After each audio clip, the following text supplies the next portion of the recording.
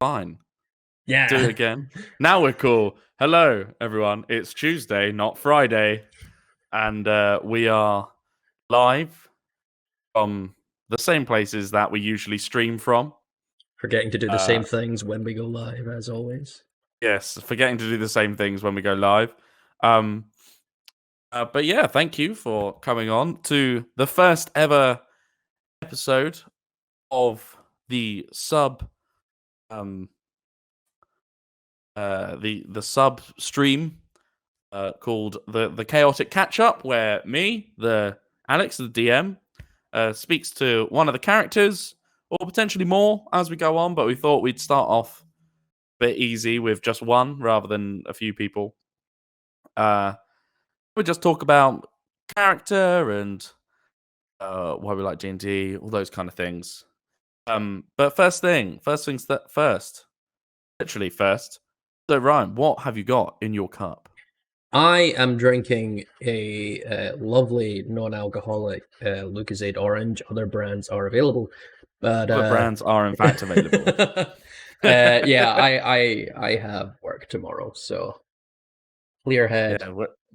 Whereas I'm drinking a alcoholic Japanese lager from the local co-op.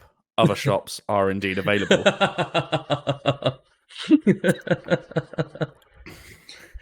Oh my god. Yeah. So first things first, Ryan. Tell us a bit about why and how you started playing D&D, how long you've played for, what editions have you played? I know you're quite a long-standing player. Yeah, I started playing Dungeons and Dragons back in high school. I think it was maybe second or third year I started playing with various friends. The first ever edition I played was Advanced D&D, and then moved on to Pathfinder, and then obviously from Pathfinder I've played all of them. I definitely got into D&D because I was a huge old nerd. I don't think there's I don't think there's much of another reason.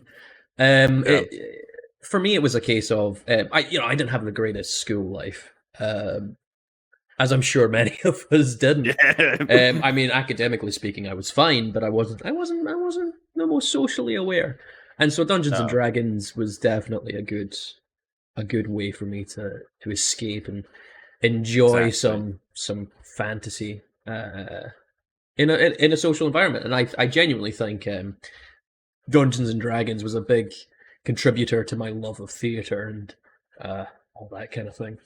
Yeah, it's funny. Like the thing that I always tend to bring up when I talk about D&D and like why I love it is the fantasy social interaction part. You know, like what you just said. Like it's amusing how many people sit down for hours on end on their own and play Skyrim or Bloodborne or Demon Souls or God of War. Other games are indeed available. Yeah, they'll play these games on their own for hours and hours and hours.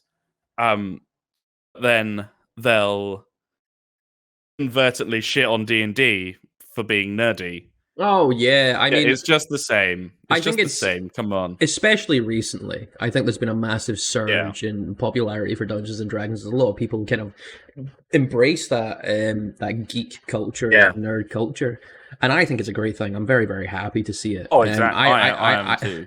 I remember. I remember when during the times that I wasn't able to play Dungeons and Dragons, either because we couldn't get the group together, we couldn't, somebody was ill, or they were on holiday, or it was summer holidays and people just wanted to do outdoor activities. Yeah. I would actually play World of Warcraft and role play on that. I was a Warcraft RPer. And yeah, exactly. I delved deep into the horrible dark trenches of the internet. And I mean, even to this day, I mean, I've only recently kind of let my sub lapse But I roleplayed on World of Warcraft for years, and even still did, because I loved it as a. Whilst I found Dungeons and Dragons was great for like the verbal side, where I could get into character, put on different accents, as you guys would know with watching me play Haston, and just acting and interacting with other people. The the roleplay side of it, when all you've got is the medium of text, really helped my writing skills, I think, a lot. And I think there's something to be said for that. I mean, it's one of the things that I'm really glad we're seeing things like wouldn't typically be considered school friendly being introduced into schools. A lot of schools are putting up Dungeons and Dragons groups. I know that the Duke of Edinburgh Awards, they have activities with the local Warhammer game shop. Cool. Here in Stirling, where you can take part in painting and things like that, and it works towards your Duke of Edinburgh. That's really cool. So, yeah, there's just a ton of skills you can garner from D&D, and yes, Slew, such as accents, which I was terrible at accents before I did D&D. I still argue I'm terrible at accents, but you get a lot more leeway. You get a lot more leeway when you're like, no, this isn't an Irish accent. This is a fantasy accent based loosely off the Irish accent. Exactly. Well, that's the one thing that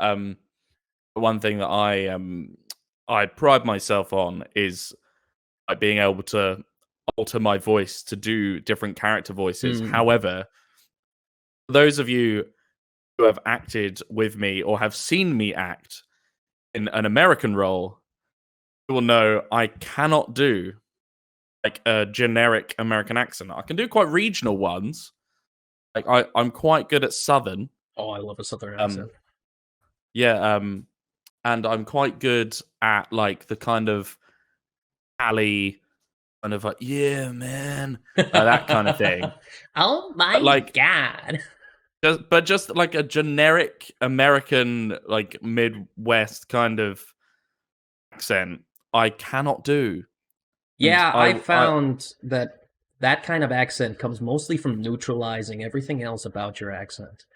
And you speak a little more from the nose. And but thing is, I just can't do it. I can't do it. You default a little more to the LA, yeah.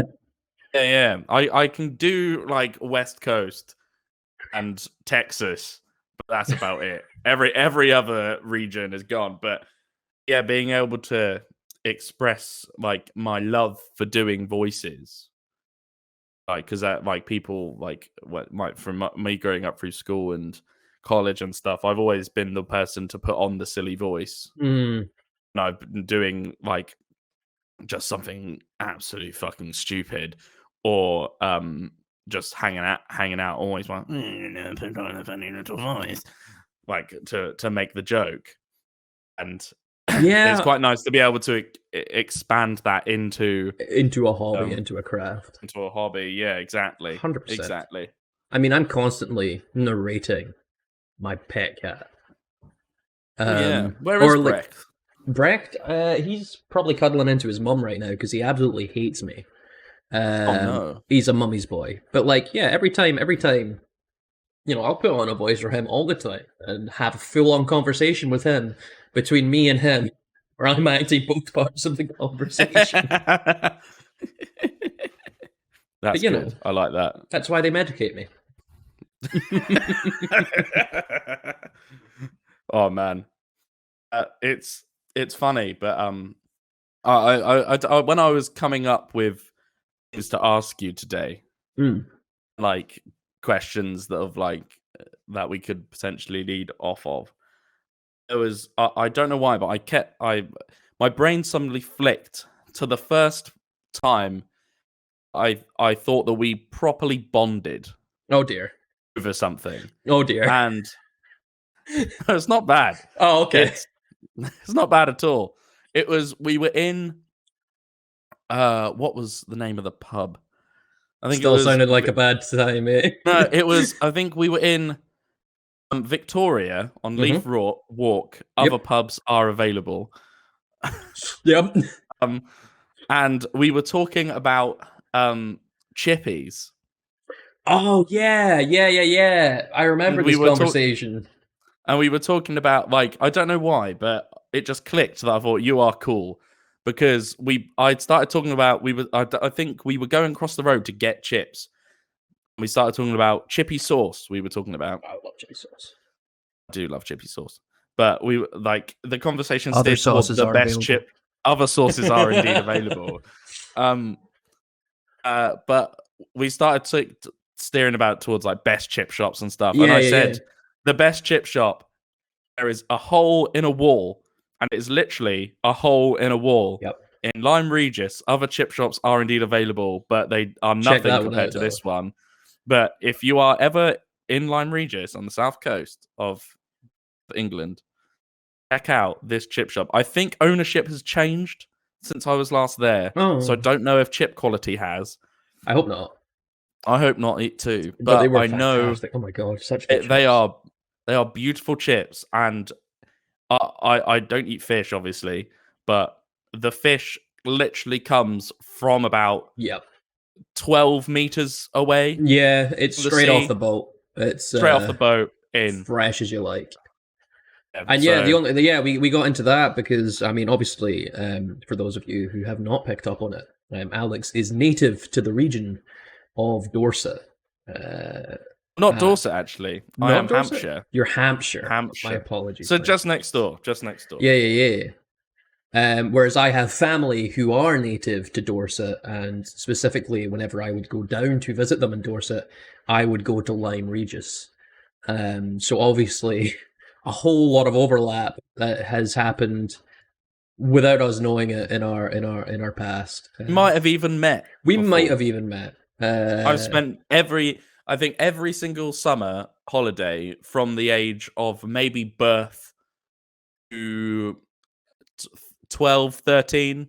Yeah. Every summer was spent at least a week down there. Yeah, I used to go. Other times throughout the year as well. So I used to go down with my granddad and my nana every summer, week or two, just to help my granddad set up the awning mostly. But I got a free holiday out of it. That was great. I mean, that's all that matters, isn't it? And I got to see my family down there, which was always lovely. And yeah, fish and chips out of that amazing hole in the wall chippy. Holy God! I mean, to be fair though, there's a chippy near me that is. I mean, the fish is definitely the highlight, but their chips are really, really good. But the fish is definitely the highlight. I know this won't interest yourself, but it's the Allen Water Cafe in Bridge of Allen. Oh my God! I mean, I chip shops are available. Yeah, but like, why would you? If you can't get down there, just go here. It's really, really good. But the best thing, again, sorry to say, won't interest yourself, Alex, is their ice cream. My God, I've never had better ice cream. They do sorbets and sorbet. They do sorbets and that as well. Do you like a good sorbet? I think they have like a mango sorbet that's just amazing. My favorite ice cream from them is just the raspberry ripple, though. It's honest. I mean, like I did used to kill a raspberry ripple or a rum and raisin. I used to be quite partial to rum as and well. Raisin is never one I've actually enjoyed. I mean, my favorite ice cream has always been German ice cream, which is made by Italians. And sold by the French. Well, yeah, pretty much. But like this, I mean, like I've had Lucas ice cream, which I know people in Edinburgh absolutely rave about Lucas ice cream. This is better than Lucas ice cream, I would argue. Oh, that is a claim. Specifically, the raspberry ripple is better than any Lucas ice cream I've had. That is a claim and a half. It is a claim. I love Lucas ice cream. It's like I thought for a while that it was probably the best. Well, I know they do an iron brew sorbet, and that is... Someone in the chat has just said it. Yogurt ice cream is my favorite ice cream. When I lived in Germany, lived in Germany, I would always have yogurt ice cream, like two scoops, yogurt and coconut. Loved it. That was my favorite ice cream. Other ice creams are available. Thank you, chat. Yeah, other ice creams are available. The thing, I went on holiday to France one year, and we had the nicest thing ever. It was Heineken sorbet. Ooh, a beer sorbet. That was really nice, and it was like actual Heineken infused. It wasn't. Yeah. It wasn't just kind of like a slush puppy. No, it was a proper sorbet. Right. Okay. proper Okay. frozen sorbet, but it had actual Heineken in it, rather than like, because sometimes where they say, "Oh, it's this," but it's not really Yeah. that. It's just like essence of that. No, this had Yeah, like yeah. legit Heineken Legit in it. Heineken in it. It was Delicious. like it was a cannot sell to under 18s, but I was only about 13. Actually, no, I must have been younger than that. I think I was actually about 10. Yeah, you just gotta But I think my name and dad got shame. some. I think my dad got some, and we were all granted 1 or 2 licks. Yeah, fair enough. And I have to admit, was really good. Someone has just Chris, our other player, Samson, knows the manager of Lucas in Morningside, so he might be able to get a sponsorship. Would be fantastic. Imagine that, a D&D stream sponsored by an ice cream company. I'm not taking back my statements. Well, exactly. I refuse. Lucas is amazing. Their Homebrew sorbet is something of a delight. If you want a variety of flavors of top quality, Lucas is always a good shout. I think the thing is, I mean, I'm quite lucky. I live near to the Graham's Dairy, and there's a lot of dairy farms around where I live. Yeah. Because I'm out in central Scotland. I don't live in Edinburgh with the rest of the team, or the majority of the team. But Chris just said definitely get a branch. We'll have a branch of Lucas. Fuck yeah! I mean, if we live to see it, if we live to see, I'm very much looking forward to next week, Friday's game. It was an interesting one last Friday. If you haven't seen it yet, the rerun's available on Twitch. Other platforms will be available later on. We're just working on it. Yep.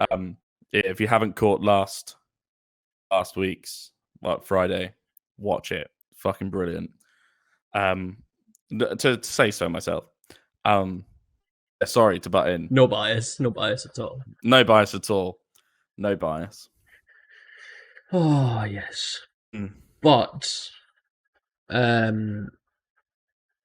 think that segues on to talking about some more D&D related questions. Yeah, some actual D&D rather than chips and ice cream. Yeah. As much as another question I kind of had prepared for you. Yeah. Was before we start talking about Haston and all that, we've got to talk about Lynn, the character that never made it to the stream. He died literally the session before we started playing it live. No, it wasn't quite. No, it was Lynn died. Then we introduced Haston. Then the following. It wasn't quite the following. It was one or two. Like 1 or 2 sessions, and then we started beta streaming. Yeah. So I was so excited. Close to making it on. So excited for people to meet Lynn.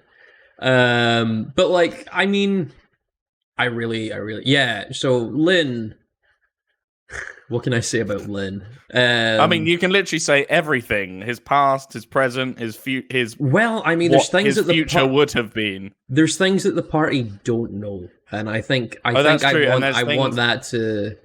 There is that, and there is also things that the party could find out about. Exactly. That I know about. You know about. 100%. You have my whole backstory. You know all the plot points for him. And I know there is stuff that they can't know.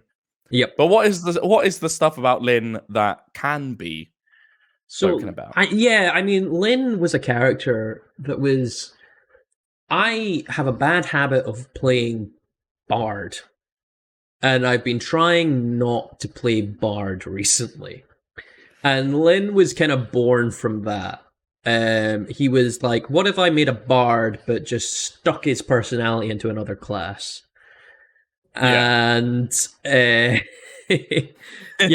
how you work. And 100%. I mean, he was a hunter/rogue, which was a class I was getting familiar with from another campaign. And, he did nice amounts of damage, but at the same time, I had a couple of, like, not quite custom, but lore-related reasons why certain things would disadvantage him. I mean, the thing about him was that he had been born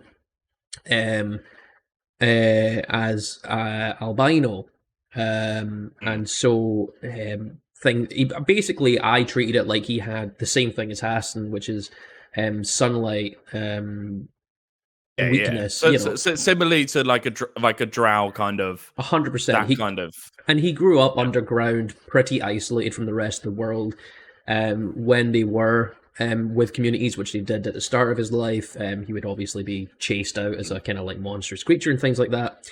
And so he kind of like, rather than becoming this introverted, shy, kind of beaten down, bitter person, kind of like swallowed that down, because there was always that side of it to him. He could be quite barbed at times. But, he went the other way. He was like, well, if the world's gonna, frown and spit at me, I'm gonna grin and quit back with something witty. I think he did that really well. He was. I think he did too. I think he was very good at just quickly backhanding a comment and all those kind of stereotypically barred things. Funnily enough, exactly what you were trying to do. I really do think I achieved it. I would have been interested to see how his story would have turned out. Obviously, when he first met with the party. It was kind of like revealed that he has a whole thing with aasimars, specifically aasimars. Yeah, but he just didn't like aasimars. He hated them, and they never got into why. I don't even believe that Alethia knew the full story of why. I think she has the most of the story, but none of the party had all of the story. And so, it was actually quite nice as well to see him, warming up to Samson, never really liking him, but kind of going, all right, you're not bad. And I think with time it would have actually developed more. Yeah, you're not as much of an asshole as I originally thought you were going to be. And then but you are still an asshole, but you're not as big an asshole. Yeah, it was Lynn grappling with his own racisms, and I think it was fun to explore. He was also another much bigger. It was weird. He kind of he had this very chaotic Fey energy to him, where he would bounce off of other characters very differently. And especially with Rünlák, he's very antagonistic, but in that, I really like you, but I'm going to take every opportunity to take the piss out of you sort of way. Exactly. But he was very fiercely protective of Alethia, Opal, and Bess. All the women of the party, actually, he was very protective of. And that kind of ties back into his backstory and his relation, his only positive relationships from his backstory were all with women. So I think that's probably what fed into that. And then, there was a good degree of chaotic energy from him. He could go from being this very tactical, kind of all right, let's get a marching order, let's think about how we're approaching things, to, I want to pet an owlbear, and I'm going to pet an owlbear. Let me kick down the door. I'm going to piss up this wall. What's that? If I touch this wall, something bad might happen? Oh, look, we've got a turret. Yeah. It's because of Lynn, the party has turned. He did lose all of his gems and all of his valuables in the process. Yeah. However, they did gain a turd, which is infinitely better, to be honest. Infinitely better than a lot of gems. Oh, 100%. It's funny as well because I can remember when you were kind of going through and you were doing lots of the first couple levels where there was lots of just random stone about and lots of mining bits, and especially on the second level, and the party could really be bothered to carry it. Carry the stuff. So you went, oh, that's all right, I'll carry it. And then you carry it, and you were carrying some pretty bitchin' stuff. Never knew up it. Until that point. Yeah, never knew it because none of you could work it out. But you were carrying some pretty tasty metals at points, but none of you could ever quite work out what they were. Nope. And then they were all gone anyway, so it didn't even fucking matter. Listen, can't miss what you didn't have. Oh, exactly. It's that's the thing that with the whole on beta, Paul nearly becoming deceased. Well, actually dying and then being brought back to life. I think she had in her bag, because it was one of these things where during like I can kind of reveal it now. During the break, they were like, "Shit, what are we gonna do?" And I kind of just went, "There is something that you could do, but I'll kind of let you work it out. Or that there is Took a long stuff that you time. have." Yeah, it took a while, but you have you do have some stuff, and I will let you guys work it out. It's a little bit meta, but it was beta, so it's fine. Yeah. And it's our stream, so who gives a fuck? If the DM wants to be nice and help someone realize what's actually in their inventory. Yeah, exactly. Sometimes the DM's got to be nice. I mean, the thing.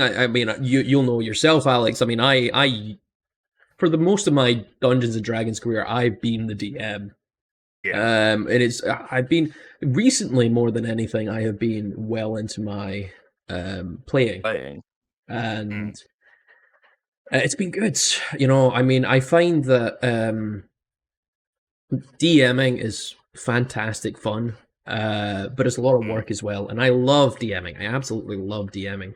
But the minute you fall behind in that work, you're just playing catch up, and you're like, oh yeah, god. It's like because so a little bit about my D&D history. I started playing. I started playing at uni, so it was just when 5th edition came out. Mm-hmm. It just kind of done all like the launch for 5th edition. They brought out the starter set, all that kind of stuff. It was very 5th edition was very much in its infancy, and I played the starter set. It was very good, but I was a player, and it was with a couple of pals from uni, and then a couple like someone I used to work with, and then her partner. And we played, and we had a new DM. Like one of my friends from uni was DMing, and he'd never done it before. It was very much we started playing, and it was very good. We all very much enjoyed the campaign, but then work got ahead of us and all that kind of stuff, so stopped. Then just didn't really have anyone that I could play with properly for quite a few, only until last year. Funnily enough, actually, I think I have been DMing games for more or less a year now. Yeah. And I've only really been playing fully since that time at uni. I've kind of dipped in and out, but not much. And from, I think it was May the 3rd or something, or May the 1st even, maybe last year, that I started my other campaign. And funnily enough, the DM of that campaign that I play on a Saturday still is in chat. Shout out to you, Martin. You're a good boy. Fantastic DM as well. Very good DM. Yeah. So yeah, that kind of sparked it all back up for me. And we played I Spy Peak, the new one, the Essentials kit. We started playing that, and we got about I think it was about a month in, and I thought, I really want to DM. I really want to start DMing this campaign. I kind of made a promise with Martin that I wouldn't go. Yeah. I wouldn't read ahead of where we were in the story. And I started playing with a group of friends from down south, with Martin as well playing. He initially he was just going to play for the first session, just to kind of iron out rules that I wasn't too sure on yet. But then he kept playing, and he still plays that game. Now we're into Homebrew world, which is fun. It's only been in the last year, really, that I've even been DMing. God, is it hard work? It is. Hell, is it the most fun? I absolutely love it. I mean, the thing I always say is I find it the hardest to DM pre-written campaigns. I just cannot do it. I'm always running around looking for the right segments. I try to get ahead so I can keep plot points in mind. And I just find it very, very difficult to keep the lore consistent as well with pre-written campaigns. So I really love my homebrew worlds. In fact, I run a campaign every second Wednesday at the moment, which is in a homebrew world where even the races are completely different. And it's based on a world that, you know, I've been building for purposes of writing a novel, but like D&D for me is how I flesh this stuff out. But I also have like a couple of works on DM's Guild for like little one-shot things or small adventures in homebrew worlds and settings that I made. And, you know, I found the process of building my world up from scratch always to be the most fun. And then I remember I tried to do Horde of the Dragon Queen, I think it was. Yeah. And quite a good one. It's a really, heard. really good one. I mean, playing it, I think I would have, if I hadn't ruined it for myself by DMing it. Well, I can never remember. I don't know if it's Rise of the Dragon Queen or Horde of the Dragon Queen or Rise of Tiamat. That's because I know one of them isn't as highly rated, like in the community, but I can't. It might be Rise of Tiamat. I wouldn't know. I think it possibly is Rise of Tiamat. Horde of the Dragon Queen is the one that starts out with a kind of a siege, if I remember rightly. Yes. And you know, then you try and go and not to do any more spoilers than necessary, but yeah, it's quite intense and starts off quite hefty, quite good. I tried DMing that, and I really, really found it difficult to keep myself consistent. In fact, I found that I was having to write more notes and do more work to try and tie everything together than if I just done it myself. Because when I do it myself, it's the plot points are all, I know it sounds weird, but they're all organized for me in the way that I like it, and I don't have to shuffle it about to get it the format I want it to be. It's mostly just organization stuff. But I find that you know, so when I DM, I love doing my own homebrew worlds, which I mean, our group has experienced themselves. I mean, I ran a one shot.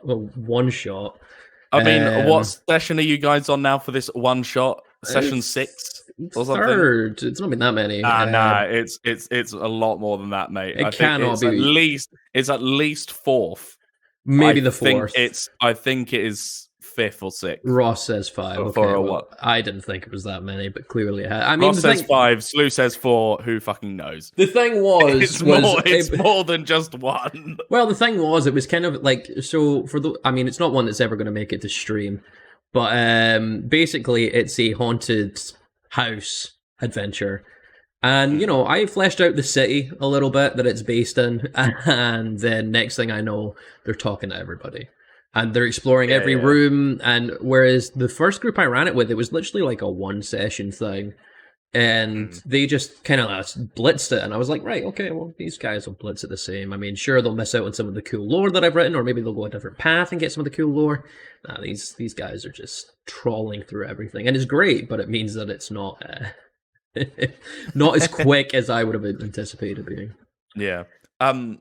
It's like, because obviously we're doing a pre-made module just now, but I think if or when this does eventually come to an end, hopefully by that point I'll be at a world that I'm playing with my Wednesday group will either be more fleshed out, or and I've kind of got an idea of when that story eventually comes to an end, of building another new world entirely from the ground up, gods and all. Like, just because the one thing that I found stressful with the world building side of things, I know this is getting very DMy, sorry, listeners. No, I won't apologize to you, because I'm sure we're both very much enjoying the conversation. just viewers at home. No, who cares? We'll talk about Haston probably enjoy in a bit. They probably enjoy it too. We'll talk about Haston in a bit. Sure.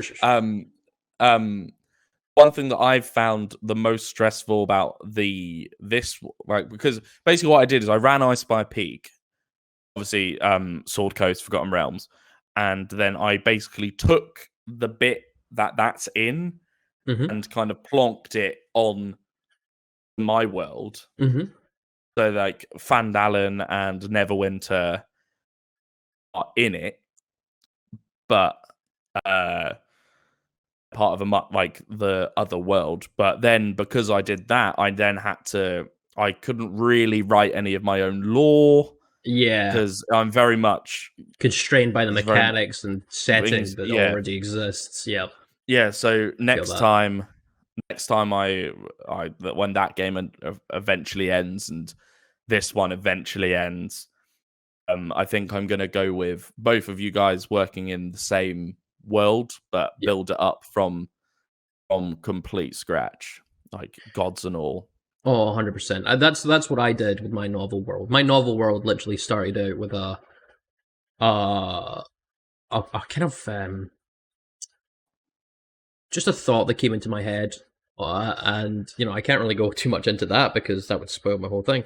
But what I did was I took that idea and ran with it, and I built up the world, which is called Ksefop. I built up all the countries such as Krasloveshli, Kranjestafu, Jonajog, tons of different countries. I came up with their capital cities, and I basically, when I build a world, I kind of use the avalanche or snowball method, I think it's called, where you'll write a sentence or you'll write one thing and then you'll expand that sentence into a paragraph and expand that paragraph into a whole thing. And that's how I did it with different bits and bobs, to the point where I wrote a literal Bible creation myth, a literal creation myth in the holy language of the gods, and transliterated it literally into English. And yeah, it's amazing. And it's the sort of thing like, working on that from a linguistics perspective, because I'm fascinated by languages, absolutely fascinated by them, but I'm utterly crap at them. I know I can speak German to an extent. I'm very much the same. Exactly, but when it comes to learning them, I'm one of those people who can learn a little of a lot. So I can learn a little bit of a lot of languages, and I don't really speak very fluently in most of them. But they fascinate me, and the more I learn about languages, the better I can go back and appreciate how different things work. And so when I was doing this this conlang, one of 4 which exists in this world, I was like, oh god, this is how Tolkien got it. This is what got him. Yeah, because you just love it, and you just find that one niche, and it could really power you through the world. And for me, it started off with the languages. The story plot was all this one idea that I had, but the world was really built around its languages. And I love doing it. So when you're building your homebrew world, you're just thinking about how language affects culture and how culture affects. Yeah, definitely. And it's shaped by geography and things like that. And you're like, yeah, this is the good shit. And I fell right into that rabbit. I love building worlds. Funnily enough, that's exactly, from my knowledge, that's exactly how Tolkien started writing Lord of the Rings. Dude was a linguist. He wrote the languages and then was like, well, I need a place for it to live. I need a place for it to live. Yep. So let's stick it in this absolutely fucking huge bundle of novels and lore. Continued to be written and organized from his personal notes after he died. Oh, 100%. By his son. Big cojones shit, that.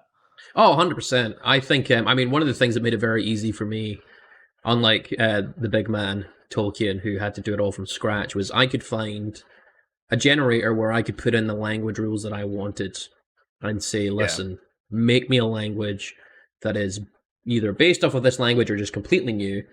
And here are the rules I wanted to follow. Here's the structure I wanted to have. And here are the vowel sounds and the consonant sounds and the phonetics that it uses. And here's what isn't in that language. Yeah. And then, it would generate me an entire, I think it was 2,500 word or 3,000 word conlang out of that. I have the right to keep that, which is great. And I've taken that and gone, right, how can I evolve this into slang? How can I breathe some life into this? And Exactly. that's never going to make it to D&D because it's hard enough trying to get my multilingual friends to use their language skills for things. I remember one campaign, it was like, oh yeah, so we've decided that Elven or one of them is gonna be like Scots Gaelic, and I know a good enough amount of that to be able to speak with the other member of the party who could speak it, who also use that language, and then like certain ones would be German, certain ones would be whatever language. I love that, but it's very very hard to get into, and very very prohibitive to other people making characters of that thing. So that's why I'm like, I would never bring that into D&D. I use it for place names, and that's about it. But it's still fun to have place names where you can say this is exactly where the word comes from. This is what it means, literally, like you would in the real world. And like when you have that level of knowledge of your world, to tie it back into what we were actually talking about, because I went off on a massive tangent. To tie it back in, when you have that level of knowledge of your world, it makes it so much easier to just understand where you want to take the story through in this world. If you're taking them through a village called Embershield from some place, or Steppenhall, for example, which exists in the Forgotten Realms, or it's way to the west, east of the Sword Coast. East. Way to the east of the Sword Coast. And you're like, okay, that's a place. But when you, as the DM, have literally named this place a basket of life because it's the one fertile area in an entire desert, and you kind of understand the reverence that goes in behind that, and you can be like, right, I know how I want to build the people, how they view this location, all that jazz. Exactly. Which is why I love Homebrew. Homebrew is fantastic. Homebrew is even though we are currently playing a module, but I love playing modules, but I love DMing Homebrew. I do like DMing modules because most of the work's kind of done for you, but there is a lot of control that you need to kind of take. Yeah, and I've spiced in a couple little homebrew bits as well that aren't officially in it, but before we start talking about Haston, people on chat, if you have any questions for either myself or Ryan about the campaign so far and stuff that's happened before we actually started streaming, beta or not, please sling them in chat, and we'll either answer them as we go, or we'll put a little answers bit at the end. We'll do that. We'll do it that way. This is the first one, so vamp for like 2 seconds. I'm gonna go turn on the big light because I notice it's getting kind of dark around me. Oh, I will vamp for 2 seconds. So next Friday 8:30 we'll be streaming normal campaign again. However, next week there is going to be, so that is the 25th, I believe. There is going to be something a little bit different, quite tasty, in fact. So we will tell you more about that on Friday, but stay tuned for tasty episode next week, and obviously come for Friday as well, because stay tuned for the TPK. It won't be a TPK. I mean, it might be a TPK. Someone's gonna die, and I'm very aware of how little health I have. Slew's just said different. I'm down. Like me and Rufan are away. We have talked about this, Slew. The moment when you feel like you missed the memo. Don't worry. We'll catch you. We literally told you about it, and so we'll catch you. Don't worry about it. We'll catch you up. I've already died once. Anyway, don't want to die. Oh, you've developed the fear.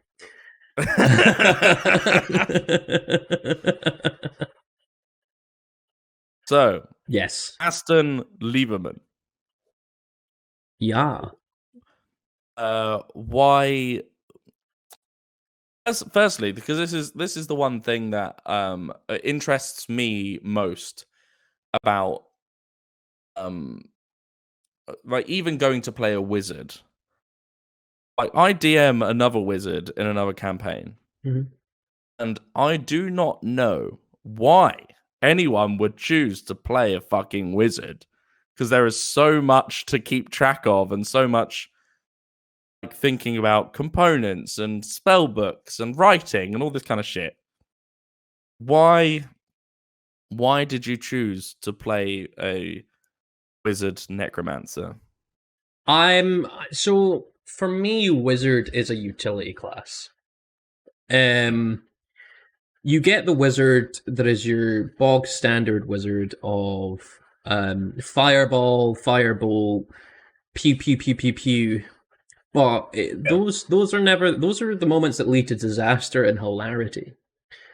But the epic moments are always your utility spells, like Phantasmal Force used to set up this amazing trap that stops an army in its tracks, or that one moment where the boss is casting this powerful spell and just counterspell, you know? Yeah. So it's one of those ones of wizard is definitely fun to play, even if you don't know the class too well. You can still get by with a very solid build in wizard with the basics. But once you're familiar with the class, once you're familiar with playing a spellcaster in D&D, which is miles harder than playing a fighter or a rogue. Yeah, I mean, like, to make them interesting, like, in combat, is difficult, I find. But to have a basic melee fighter is, it will carry you through a lot. But to have a wizard that is fun to play utilitarily, or is a utility caster and also survivable, very, very difficult. So I really wanted to play wizard, and one of the things I love is finding builds that people hate and trying to make them not so bad. Yeah, and I get what you mean. And like that's what attracted me to Necromancer. I was like, listen, I could have gone. Because I was really tossing up for Haston between a warlock or a wizard, and warlock is one of those ones that as a person, it's not my favorite playstyle.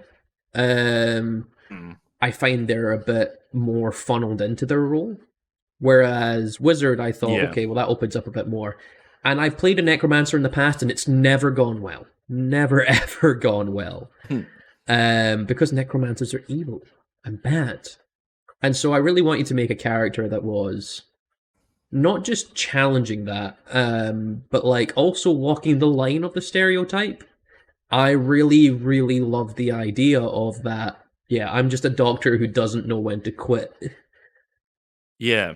But I've loved watching you use like for example, like with other what's the word to say, with other classes and stuff. No offense to anyone else who plays other classes, because I play other classes. I don't play fucking wizard. I'm not that stupid. Like I like how you've taken wizard and put it into almost like just a profession. Yeah. So you've gone, okay, I want to play a necromancer. What's the backstory? Oh, he is a surgeon. Like that just makes sense. That was the thing. It's worked so far. Knowing, reading a little bit of your backstory and stuff, like it makes sense. Yeah, I mean that was the thing. Haston was never meant to be an adventurer. He was supposed to be a surgeon working in Steppenhall, where he's from, or Steppenhall, but I like to give it a little German lilt. Steppenhall.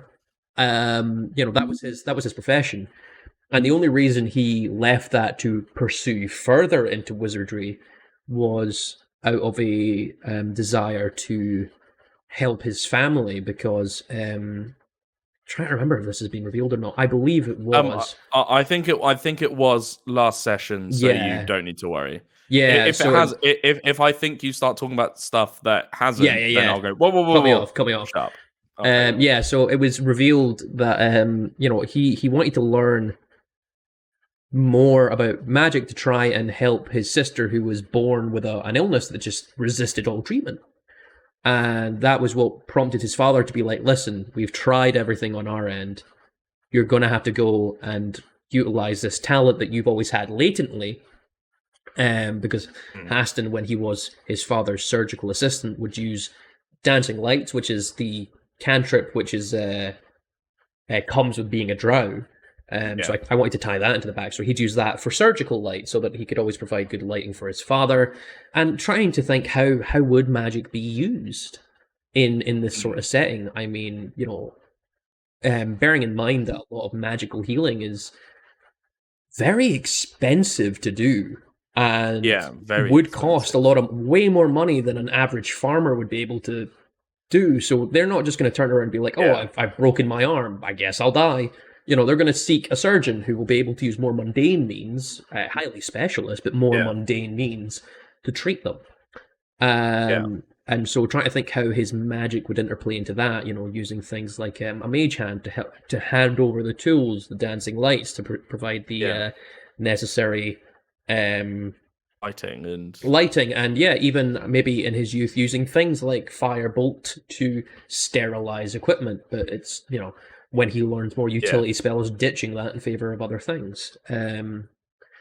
So that was always his kind of thing. So when he went on to learn more magic, that's when he started developing wizardry skills, but he was still never geared, and I would argue still mostly not geared towards combat.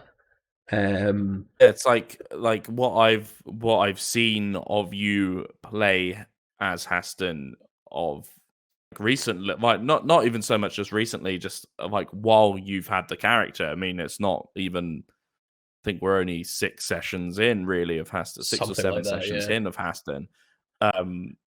But it's seeing the stuff that he knows really, really well. The stuff that he doesn't know, it just doesn't. Yeah, it doesn't work. He doesn't, like I think at one point he tried to cast mage armor on someone who already had armor, so the spell just failed. And I remember that happening. Yeah, and him just being like, well, I didn't know that, so there we go. It doesn't work. There we go. I tried to help, but I couldn't. And then he notes that, and he files that way for later, and he hasn't cast mage armor on any of these armored bastards ever since. He saves it for himself, the little squishy wizard. Yes, the little squishy wizard. But even then, alongside Haston, like things tying to his backstory, I mean, we saw in the last session, more weaknesses, because I like adding weaknesses or things that would damage or harm or hinder or make difficult or have some cost or some ramification into my character. And it was when they were trying to remove the necklace from him. And I mean, obviously tying into his backstory about what that necklace is and what it contains and what that pertains to him, obviously, and how it spreads out and is basically fused with him. It was fun. And then messaging you during that stream saying, listen, I'm going to take some more damage from that. And realizing, oh, I'm almost already bloody. This is going to go poorly. Very well. It's like like Iron Aperture, who is Martin, has just put a comment saying, "We'll do questions at the end." It's just said that he really enjoys the floor. Like the floors make the characters. 100%. Like that's one thing that I try and do with my characters as well. That I create. Not that you guys will probably ever see a character I create. Well, you see NPCs that I create, but it's like my ranger who I play. He's a little halfling who has spent most of his adult and childhood in the forest, kind of on his own, like with only his father, and so because of that, he's not really been socialized on how to engage with other people in an appropriate fashion. So he is a little bit of a sex pest. And it has got him into trouble in more than one occasion. And then on the other side of that same flaw, you've got Haston, who only has to look at an ankle and he gets a nosebleed. The poor boy doesn't. I think the funniest thing I think is it was a little bit uncalled for on his part, but I think the funniest thing that ever happened was we were in the Feywild and he grabbed he he tried to lick the nipple of a satyr. Because like he'd never like I don't know why that just popped into my head, but I thought this is what he would do right now. You just got yeah, and it is still talked about to this day in the party. And like another character I play in I play a gunslinger. Oh yeah. Big up to Ryan, the DM of that game, for letting me play a gunslinger. Other Ryans are available. Other Ryans are available. And other classes are available as well. Other games are available. Basically, if we say something, there's like other versions of it available. Yeah, there's other versions of it. Yeah, like I rolled absolute dog shit on charisma. Absolute dog shit. I think I got a 7. Always gonna have that dumpster. Always gonna be one. Yeah, so I've just made it so he's a fucking coward. Like he is the most cowardly guy, not very good at talking to people. Yeah. But it's kind of made him like it's actually given him some kind of development in the story.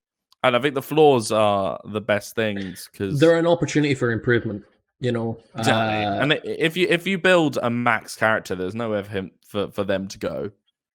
My favorite characters tend to be low charisma characters. And not just because you get the ones that are like, oh, I just don't talk much, or I'm quite quiet, and then you get to eventually see them. I think it's useful, especially for new players who are not too keen on the roleplay side. It's great for them to play like a quiet character, and then slowly but surely they become more and more out of their shell.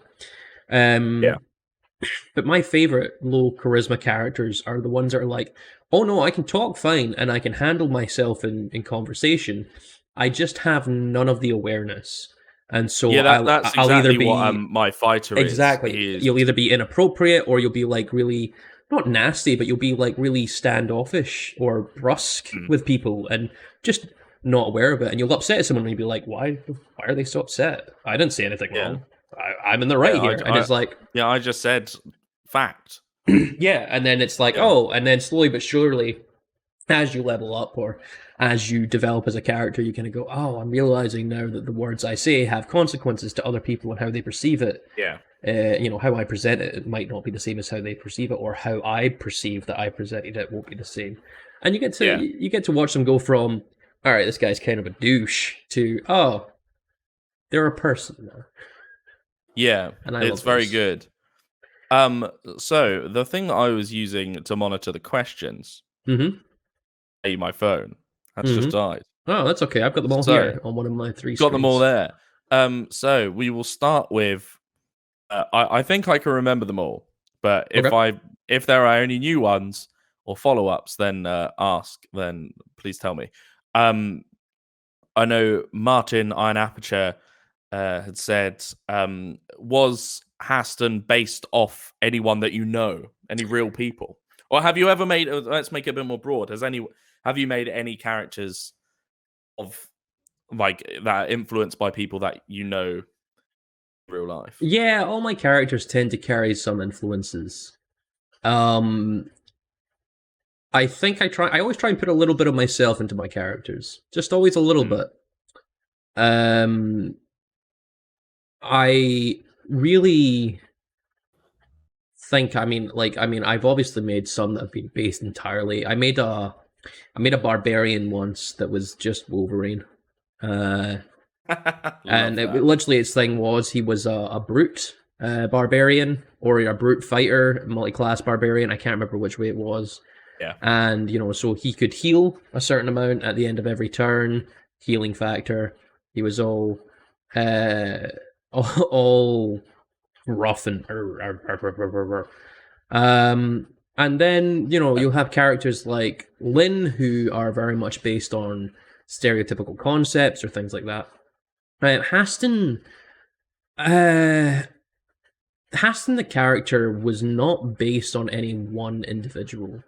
I came up with him quite quickly, to be honest, because Lynn had just died. I think I had like 10 minutes I'd written out a basic backstory and sent it on to yourself and said, listen, this is the character I think it was almost introduced in the same session, more or less, I believe. And was for 17. It was quite quick. It was quite the turnaround, if I remember rightly. And I remember I my friend who I play with in a different campaign, Karen, does these kind of German, I call it a Germanic accent. And he speaks kind of in the same way that Haston does, down here, quite breathy, and there is definitely a German tinge to it, but it is overpronounced, and it is nothing like an actual German accent. And so I really liked that idea because I wanted Haston to be quite a deliberate person. He thinks about what he's saying, and you can see that the gears are almost constantly turning. So I took his voice from a friend of mine, Karen. I think to some degree as well, making a wizard was inspired a bit by the fact that I was making it in mind, with this in mind, that if this went to stream, people would be pulling a parallel of, obviously, Caleb Widowgas from Critical Role is a German wizard. I was like, Zemnian, I think. Zemnian, but German. And I was like, okay, people are going to pull parallels to that, so I want to try and make it obviously different enough, which is why I didn't go for the subtle German accent. It's why I wanted to go for that kind of he's not a traumatized or an overtly traumatized individual who is afraid to open up. He's just a person whose mission often contradicts what other people would deem as good or socially acceptable.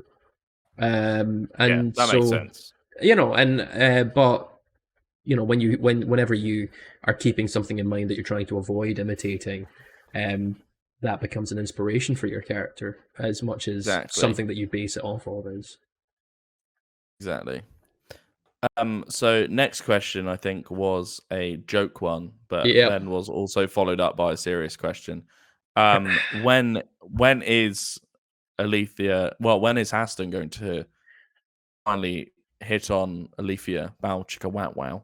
I think. I mean, the hilarity of that is, I think it all kind of started with Haston making a comment of like, "Oh, don't worry about the situation. It's fine. You'll be able to carry this. You've got nice, strong legs." And I think that was kind of where it started. And then he like instantly was like, "Oh, legs. Oh, that's inappropriate. I'm sorry." And then he flusters and makes it worse because everyone's like, "Oh, he has a crush on her. It's all leaking through." When in reality, it never really occurred to Hast. And then kind of like going forward as it kind of becomes more of a thing and leaning into it as a player going, you know what would that be like? What kind of avenues would that open up for the character? I, as a player, really, really like it. And I like how it could help Alethia's story as well with the loss of Lynn. Because I think so. Because I mean, there's a void to fill there. And also it ties into her backstory with, her shared heritage, and him trying to explain. I'm looking forward to when they actually sit down and do. It'll probably be off stream. I think. But when they do their shared heritage lessons, because he's going to have to explain, "Oh, I'm a drow, and your people hate my people. And this is why." Because Haston's not a drow that lives underground and currently lives within the drow kingdoms and worships Lolth. So he doesn't have any attachment to that and can say objectively, this empire sucked. It's a bad place, and the drow underground, the ones that we are encountering in this dungeon and in places like Skullport, they're nothing like the drow that I grew up with. But we're all viewed the same anyway, and that kind of thing. And so I think it'll be interesting to see him kind of opening up about that, being a bit nervous about how she's going to react, and actually considering. Because, I mean, obviously, when they sat him on the throne and asked him, how do you feel about Alethia, I think was the question. And he had to Yeah. answer truthfully. He was like, oh, I've never really considered it. I mean, there was a momentary attraction, but, my mission doesn't really give me any time to think about it. And now that he's acknowledged that he's never thought about that, he's kind of like, but what if? Because in that way where you're like, oh no, I don't like that person. It's not a thing. And then your brain always goes, but what if it was a thing? Yeah. That's where Haston's at. Yeah, like I'm very much looking forward to that kind of avenue that we end up going down. Yeah, I think it'll be fun roleplay. With the what's the right word? What's the right way to say it? With Alethia learning about her heritage and all that kind of stuff through Haston I think is going to be a massively influential session that I know you say, oh, we probably won't do it on stream, but we might do it on stream. It might be worth, like, it's big stuff. Oh, 100%. I think that there'll be things like, there'll be little bits dotted in between, and then probably when it comes to the part where he talks about how the drow relate to the rest of the elves, that I'd probably do on stream, because that's got the potential for a lot of fallout there. Or even worse, if they meet another elf, and the other elf is like, what's this drow told you? Because, Haston has an outside perspective on elvish culture as much as Alethia, because he's not an elf, he's a drow. Whilst a drow is an elf, not, you know what I mean? Like, they don't consider themselves the same. I get exactly what you mean. That's going to be fun to see. And follow-up question, the actual question, if you could change one thing about Haston, what would you change? Go from like a core point of view rather than stuff that's potential that you could change in the future. Yeah, no, I think if I could change anything about him, I would probably make him... I'd probably have made him a little less socially awkward, to be honest. I mean, you see it when he's in a position of... when like he's tending to the party or trying to manage the interactions of the party with each other when they're biting at each other. He can be very firm. He has that, listen, I'm the doctor, you're the patient, this is what's happening, kind of facet to him. But like the rest of it, he's very much afraid and unsure. And I'm trying to figure, like I'm as a player, I'm still trying to figure out whether Haston sees the party as his friends or as his patients in need of his protection, because he kind of is drifting between the two at the moment, and I don't know where he's going to land. So I kind of wish he was a bit more sure of himself, if only to provide a bit more consistency in the approach to the rest of the party. That's one thing I think I mean, you got a point.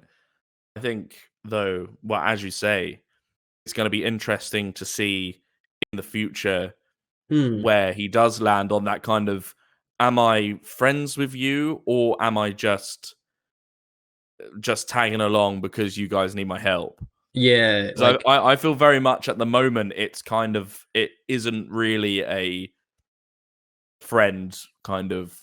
Yeah, at the moment he's very much kind of like relationship with he's them. turned around and said to them, listen, if what we're doing jeopardizes my mission, I'm going to choose my mission over the party. He's made that clear as things stand at the moment. I'm really looking forward to the point where he's been traveling with them. I mean, if he gets that far, traveling with them for so long that he actually starts going, oh, would I though? Has that perspective shifted? That'll be interesting to see, and I'm very much looking forward to seeing that moment on stream. And fingers crossed, soon in person. I know things are looking a bit weird, but hopefully very soon. We've got a hunch that we can do it in person very soon. Yeah, because we're very hopeful. We're getting legal support. Yes, shall we say? I guess that kind of. I've got one more question that's come in, which is, okay. If you could play another session as another character in the party, who would it be and why? And I would 100% be Bess, because Bess is a bard, and I love playing bards. And I miss playing a bard. Also, I'm really interested in Bess's. I mean, like, I think Haston now, by sheer stroke of luck. Well, really. Luck or like, listen, you're gonna mess with me. How do you like it when I'm in your head? sheer prodding. Yeah, let's say. Has possibly gained the most insight into Bess's backstory and goals. I think so. I don't think Bess has been quite reserved. Yeah, and so I mean, obviously, Haston's trying to use that to help bring her out, and wants to help her. But I as a player, I'm really interested to see how that's going to go down. Yeah. I really want to see that jumping up and becoming more relevant as we progress, and I'm just really excited for that. Because it's probably the backstory that I have the most insight into. I mean, even Alethia's backstory and purposes are quite hidden to me. As the player, but I mean, like the relationship between Alethia and Lynn is something I'm quite familiar with, and I believe will probably be at some point touched on. Here, I believe it's next is we've got Lauren. So next, I was going to say at the end, next week we have Lauren, who plays Alethia, with us. Well, with me. Well, Ryan will be here, but you just won't see him. No, I'll be in the background doing techie things. I'll be in the background doing techie things. So next week we have. Well, I'll tell you what. Before I say that, I'm gonna choose a player who I would play at. Actually, I kind of want to know this. So I think yearly from a. Because obviously, where I know all of your backstories, and I know all of them pretty well, to the extent of I could kind of go, but your backstory says this. And I would say Rünlák. But purely from like a DM, I know all of your stuff. I would quite like to play Rünlák. As a player, I've heard little bits about his backstory. Nothing spoilery, just about his background, and I'm really interested to see how that gets thrown against him, because obviously you only give up DM backstory so he can use it to traumatize you. Well, it's just like the amount that, like, fair play to Ross, because he's only really been playing he's not even been playing a year. Well, same with Lauren, actually, who's not, like, this is her first campaign ever. So big up her for actually wanting to stream it. Ross's backstories, like for both characters, and considering the last character he played, I made for him, because it was just originally he was going to play for one session, and he just wanted to play a heavy hitter. So I just made him a dragonborn fighter, and we kind of went from there. But then even through that, like, he wrote backstory, and like he kind of brought up his purpose of being there and all that kind of stuff. And like I have to commend Ross for the sheer volume of backstory he handed me right at the beginning.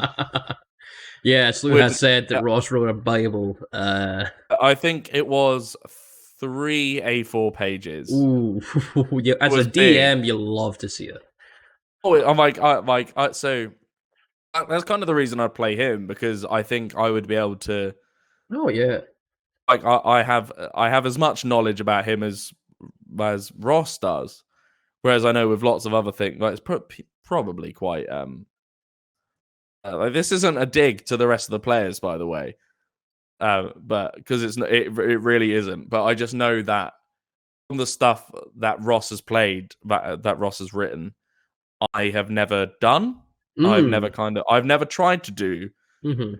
like as a player. So I think it would be quite interesting to try and do the paladin religious, 100% kind of thing. 100%. I think. I mean, I know for me, like I used to be really, really bad for just not writing a backstory and just kind of figuring out my character as I went, and then going to the DM. Listen, I want it to be based from this, which makes the DM's job a lot harder, and I should know better. But like, I also understand. Like for me, I would always find it really difficult to write backstories, and then I just kind of fell into it one day. I don't know how. I don't know why. I just I think when I make a character. Just because we're talking about backstories, when I make a character, the first thing I do is come up with their name. I don't choose the class, I don't choose the race, I come up with their name. And from the name, I try and work out the personality, and then I fit the thing about that. Haston was chosen as a name before the rest of it, and then after I chose the class and the race, I went, Leichem. You know, that made it much easier for me to work out the rest of his backstory. You create the person and then flesh out the backstory. And sometimes I think it takes a couple of sessions to get into the point where you kind of understand your character enough to go, right, this is what they're like. And I think I know how that would have been shaped. But yeah, 100%. I mean, someone who just really enjoys writing backstory. I know a few friends like that, and I know whenever I DM for them, I'm in for like a good nighttime read. It's like a bedtime story, and I'm like, this is one of the ones where I'm going to have to be like highlighting parts of their backstory and taking notes as I'm doing that. Yeah, it's just the like, and I can't wait to talk to Ross in this like one-on-one kind of sitch about it. I can't remember when he's due on, but. I'm very much looking forward to that one. I'm looking forward to them all. I have to say. Yeah, I'm looking forward to the point. I'm looking forward to the point when we've kind of like introduced all of our characters, and we've all spoken about our characters, and it can be a bit more of a. So where do you think the party's at in the thing? Like between a couple of people. At that point, we can start having a couple people on. Yeah, exactly. And in that point, we might even be able to do in-person interviews as well. Who knows? Oh, that would be great. Yeah. Just nice, I mean, really, we could probably do that now, but this is just actually, this one you could do. This one's easier to be COVID compliant. Yeah, much easier. So that probably is there any more questions or who is the hardest person to play with in the group? To be honest, I don't think anyone is hard to play with in the group. I think that I think. No one in the group is hard to play with. I think that I think you can get people who are. It's not the person who's hard to play with, but the character who's hard for your character to play with, if that makes sense. Yeah, I get For that. example, I think Lynn and Opal got on like a house on fire. You know what I mean? It was really easy to play with Opal being a little bundle of chaotic energy and Lynn being like, oh, I want to encourage this, but also not. And that was great. As Haston, the character that I think the interactions I enjoy the most with Haston kind of go, I mean, Alethia has really been like ramped up the fun interactions.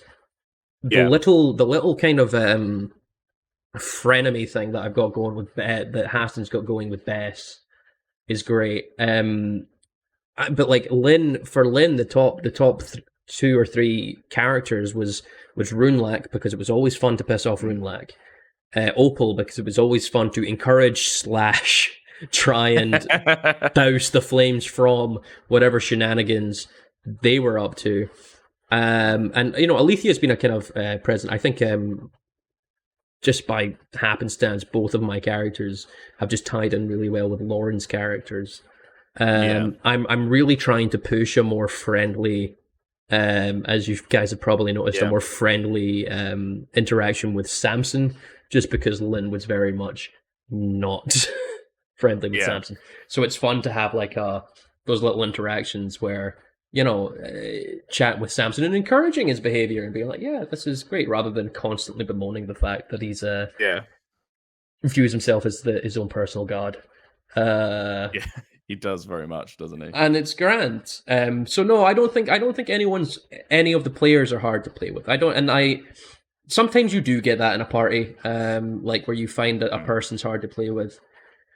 And it sucks when that happens. I've been in a few different parties where there's been someone who I've just not enjoyed playing with them, either because their playing style doesn't gel well with mine. I'm a very roleplay heavy player. Combat is probably my least favorite part of D&D. I really enjoy it nonetheless, but it's lower than the RP for me. Or just because my personality and that person's personality does not gel. And in those situations, I think it's good to try and analyze how much you can put up with. If it's affecting your enjoyment of the game, you have to kind of step back and go, is it to the point where it's going to start affecting how I interact with other people at the table or this person at the table? Is it anything they've done that's actively wrong or shitty, or do I just not like this person? Because sometimes you just don't like someone. If it's, and you react accordingly, maybe talk to the person and say, listen, I'm just noticing in a few of our interactions we're a bit terse with each other, or that kind of thing. And sometimes you just have to walk away from the table and go, this isn't the party for me. Sorry, guys. Slew's snuck in with a wee sneaky one. So to final answer. This is the last question. Final answer, no one's hard to play with in this table. Thankfully, I'm playing with all my friends, so I know I get on well with everybody here. Good. One last question was, would you sacrifice Haston to bring Lynn back? No. No, I wouldn't. When I as a player picture Haston's ending, I don't necessarily see it being a happy ending, just by the sheer nature of his mission. But equally, I think Lynn's ending was oddly right. Lynn was never going to achieve what he set out to achieve. It was never going to happen. And he was always going to end up either dead in a gutter or old and bitter and jaded, when he just was met by failure after failure of what he was trying to achieve. Or just a smoking pile, because he got too close to achieving what he wanted to achieve. And so, dead under an owlbear is probably the way that he should have gone. I'm not even dead under an owlbear. No. It was crushed by a boulder and then eaten by an owlbear. Well, that was it. I mean, like, the hilarious part was, because I don't know if anyone, even the party knows this yet, but we did the death saving throws, and he stabilized after the boulder.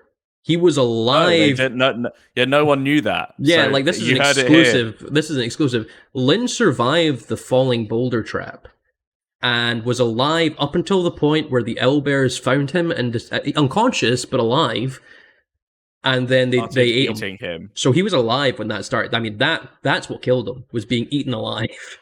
But would I sacrifice Haston for Lynn? No. And I mean, I think when Haston gets to the point, if Haston gets to the point that he could bring someone back perfectly, I think Haston would try and bring Lynn back.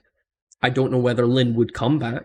If he did, I don't know whether it would be to continue adventures or if he would have made peace on the other side of whatever's there.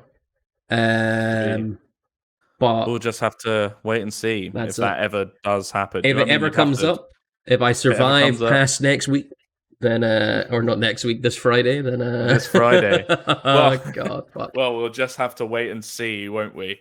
So thank you, Ryan, for joining me tonight. I thought it was only going to be an hour, but we ran over. I mean, I think for the length of discussion that we had, I think this is a good time, an hour to an hour 40 minutes. Hour and a half, really. Yeah. I mean, a good part of that was setting up hour and a half, and I mean, to be fair, we got to talk about a lot of good stuff. Yeah. So thanks for having me. I've had fun. It's all right. Don't you worry. So next week, on the Chaotic Catchup, we will be. I will be talking to Lauren, who plays Alethia. I'm going to talk about her how she's enjoying Dungeons and Dragons.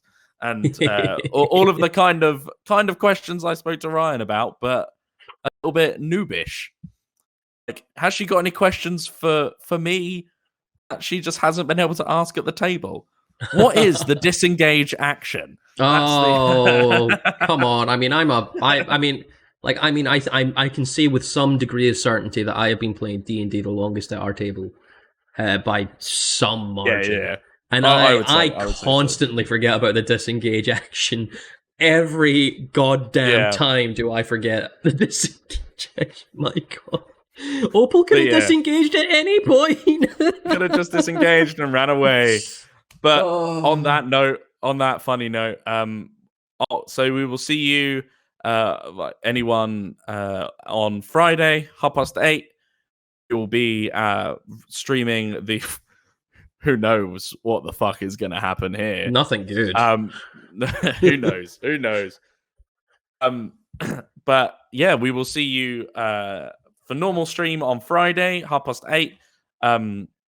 And next week for the Chaotic Catchup at 8:30 on Tuesday. And make sure you follow us on Facebook, Instagram. There's still nothing on the Twitter because I'm not very good at Twitter. I don't understand it either. I don't get it. I really don't get it. I use it, but I just don't get it. I use it to plug my stream. That's about it. My stream, by the way, guys, which I'm going to plug now, if you don't mind, Alex. Yeah, would you like to plug? anything? So I stream. I have my own stream. It's a worst case scenario, spelled like a German sausage and German cheese, and then scenario in English. First Casa scenario, where I play mostly Kerbal Space Program and surviving Mars and space themed games. And I also talk about educational things about space because I used to work in the space industry. So come catch me on Twitch sometime. Yeah, go and catch Ryan on Twitch. I do occasionally Twitch stream as well. I only have 3 followers.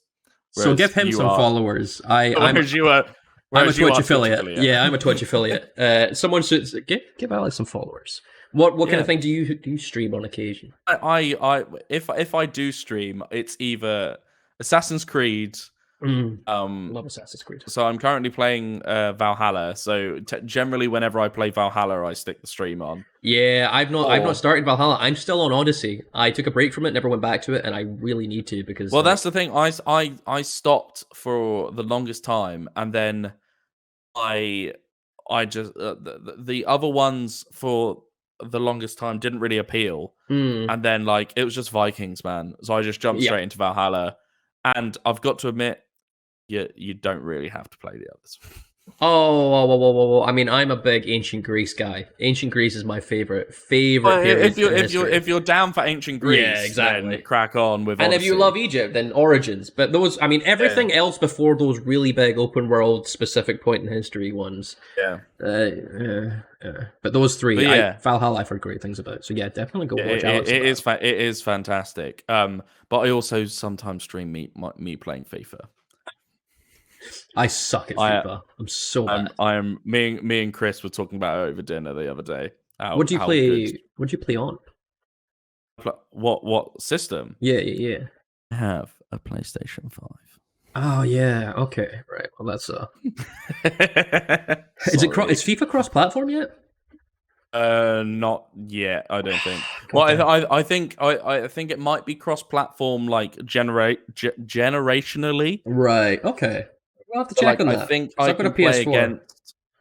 But I know you can't do PS4 to PS5, but I think you can do PS5 to Xbox Series X. Right.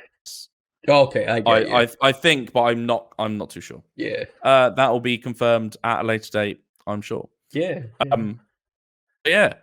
Make sure you catch us on Friday 8:30, next Tuesday at 8:30, and then the following Friday for a special game.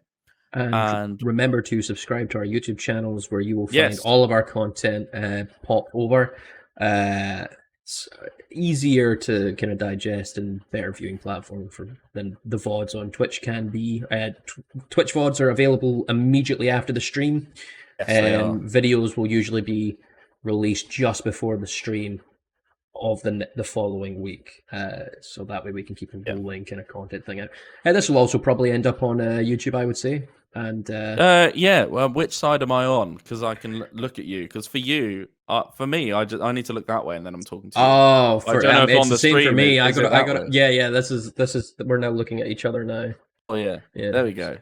And I might also see about popping this onto a podcast platform as well. Oh, that'd be good. Because that way you can enjoy us in any way, shape, or form you want. Any way, shape, or form that you enjoy. For people like me who consume godless amounts of media while driving. Safely, because it's non-visual media, I should add. Audiobooks and podcasts are the thing. But yeah. Anyway, a way to round up. Thank you very much, and we will catch you on Friday. Bye. Bye.